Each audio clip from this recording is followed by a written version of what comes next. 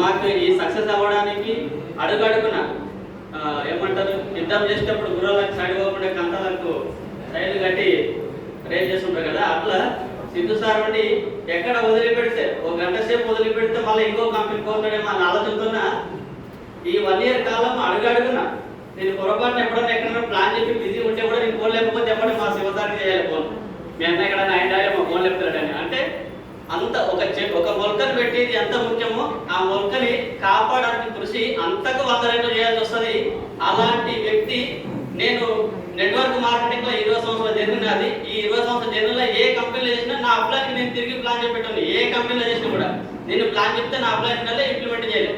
First time చేస్తే ఇట్లాంటి వ్యక్తులతో చేయాలని సంకల్పం చేసుకొని, నాకు తెలిసి గతంలో నాకైతే అటువంటి లీడర్ దొరకలేదు, భవిష్యత్తులో కూడా మీకు నాకు ఎవరికి కూడా ఎటువంటి లీడర్ దొరకడు, ఇది రాసి పెట్టుకోవచ్చు.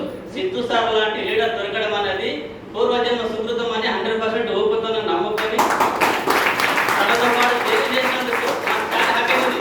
అంటే తన యొక్క మనస్తత్వం ఎట్లాంటిదంటే ఆధ్యాత్మికంగా ఉండొచ్చు, తర్వాత వ్యవహారం లోపల ఉండొచ్చు, ఫ్యామిలీలో చిన్న చిన్న గొడవలు అయితే కూడా సార్ అక్కడ నేను ఉన్నా, నీకు భయం లేదు, ఒక అన్నగా పోతాముగా నేను ఉన్నా అని చెప్పేసి నాకు అడుగున అండగా ఉండి ఈరోజు డబుల్ క్రౌన్ అనే క్యాడర్ తెలంగాణలో ఫస్ట్ అచీవర్. నేను డబుల్ క్రౌన్ అనే క్యాడర్ని ఫస్ట్ అచీవర్ తెలంగాణ. దీనికి కారణము 100% ఇందులో నాది ఏమి లేదు, కంప్లీట్ గా సిద్ధు సార్ది. మీ అందరి సభాముఖంగా ఎందుకంటే అట్లాంటి వ్యక్తితో కలిసి జర్నీయడం అనేది మాటలో చెప్పలేము అనుకోండి. అట్లాంటి ఏమిచ్చినా రుణం తీర్చుకోలేము,